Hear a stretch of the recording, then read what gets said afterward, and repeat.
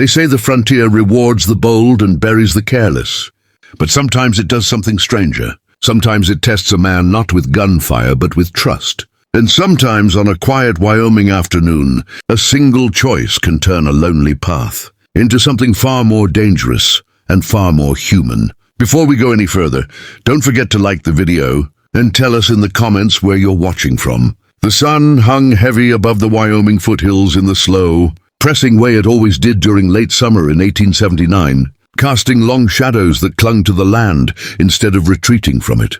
Grant McCallan followed the narrow bend of the creek with careful, even steps, his boots sinking slightly into the damp soil, where the water curved close to the cottonwoods. He was checking the fence line again, the same stretch that always seemed to give way after a night of hard wind, and he moved with the quiet discipline of a man who had learned not to waste motion. He carried himself the same way he had since he buried his sister 2 years earlier. Shoulders squared, jaw set, every movement measured, his silence no longer something he tried to correct. The land around him was still, broken only by the soft ripple of the creek, and the low scrape of branches brushing against the worn fabric of his shirt as he eased through the brush. Then he heard a sound that didn't belong. Not cattle, not wind, not birds. A light splash followed by a brief unguarded laugh. The sound caught him off balance, because Joy didn't live this close to his days anymore. Grant slowed, instincts sharpening, and stepped forward with caution, careful not to snap a branch or announce himself too loudly. He pushed a limb aside with the back of his hand and stopped cold. 3 young Apache women stood knee-deep in the shallow bend of the creek, water sliding over their legs as they washed dust and sweat from their skin. Their long hair hung heavy and dark with water, clinging to bronze shoulders that caught the sunlight in broken flashes through the leaves. Their deerskin dresses were laid over nearby rocks, damp from washing, beadwork along the edges, clicking faintly as the breeze stirred them. They saw him the same instant he saw them. Laughter vanished. Bodies tensed, eyes sharpened with the kind of fear that came from experience, not imagination. Grant reacted without thinking, lifting both hands slightly, palms open, and stepping backward out of the clearing. His fingers stayed well away from the revolver resting loose at his hip.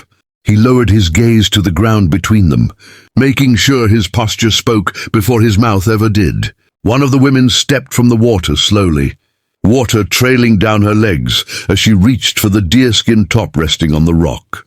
She pressed it against her chest, breathing uneven, but she didn't run. This woman, Sia, though Grant didn't know her name yet, wore a dress torn low across the front, the leather split from whatever. Flight had driven them into the woods.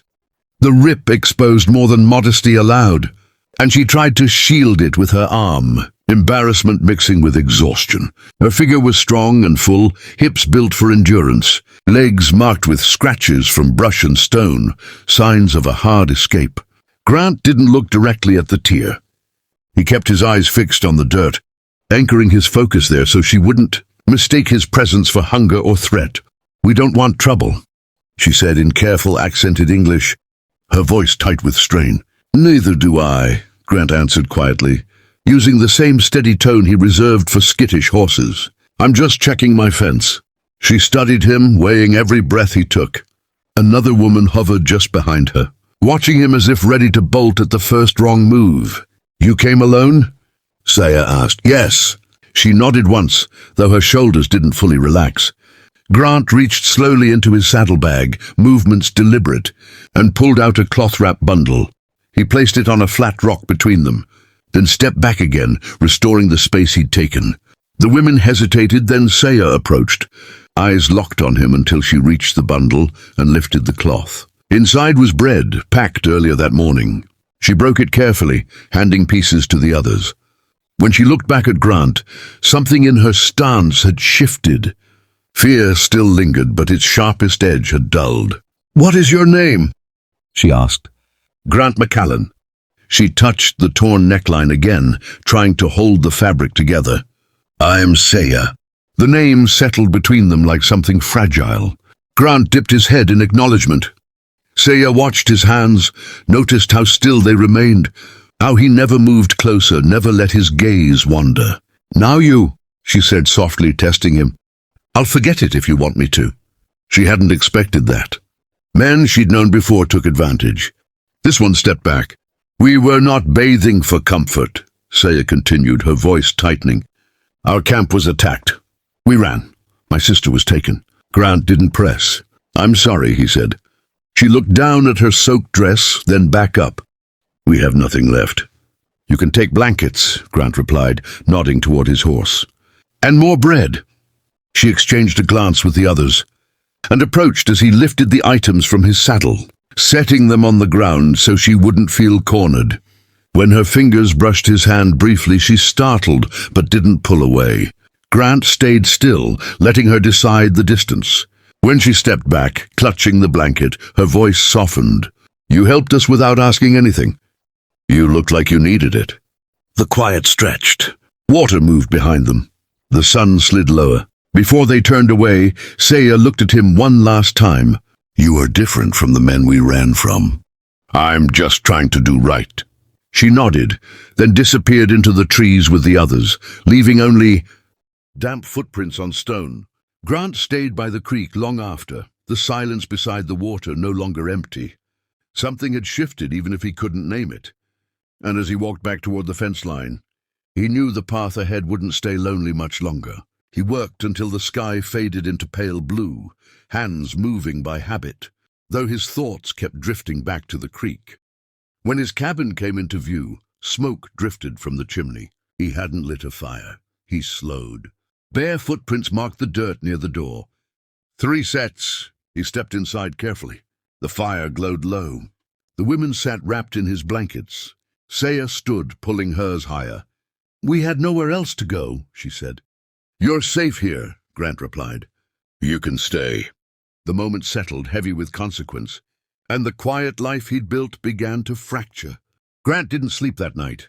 He sat in the chair near the door long after the fire burned down to embers, listening to the wind move through the trees and the faint, uneven breathing of the women behind him. Every sound outside carried weight now. Every pause felt like a question waiting to be answered. When the sky finally began to pale at the edges, he rose quietly and stepped outside, scanning the land the way he always had, but this time with purpose sharpened by responsibility. The tracks he'd found earlier hadn't vanished. They were clearer in the early light, pressed deep and confident, heading northeast toward the ridge Saya had named. He came back inside and crouched near the stove. Saya was already awake, watching him. She didn't ask what he'd seen. She already knew. "They're close," she said. Grant nodded. "Close enough to think they own the outcome." He packed food, water, and ammunition with calm efficiency. When the other women stirred, he spoke evenly. "I'm not leaving you unguarded.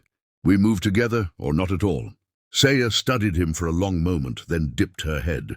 "We go for my sister." The path to the ridge was rough and quiet, the kind of land that swallowed sound and punished mistakes. They moved slow, careful, using the terrain the way Saya knew how, avoiding open ground, keeping to shadow and stone. By mid-morning, they smelled smoke before they saw it. A small camp sat tucked against split rock, half hidden, men lounging with the careless posture of those who believed fear did their work for them. Grant counted 3. No more, no less. He didn't rush. He waited until the moment tipped in their favor, until one man wandered too far from the others. The first shot was clean. The second never came. The rest scattered, surprised that prey had teeth. When it was over, the silence returned heavier than before. They found Tar bound but alive, eyes sharp despite exhaustion. When Saya reached her, she didn't cry.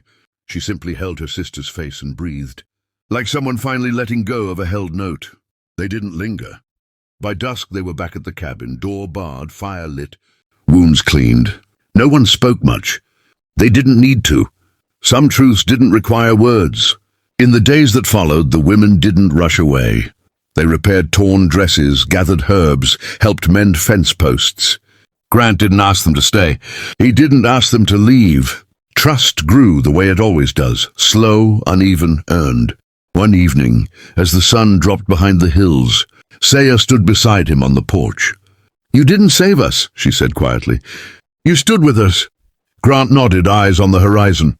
And for the first time since he'd buried his sister, the land around him didn't feel like something he was surviving. It felt like something he was finally living in. In this story, the lesson is simple. Real strength isn't found in control or fear, but in choosing to stand between danger and those who have nowhere left to run.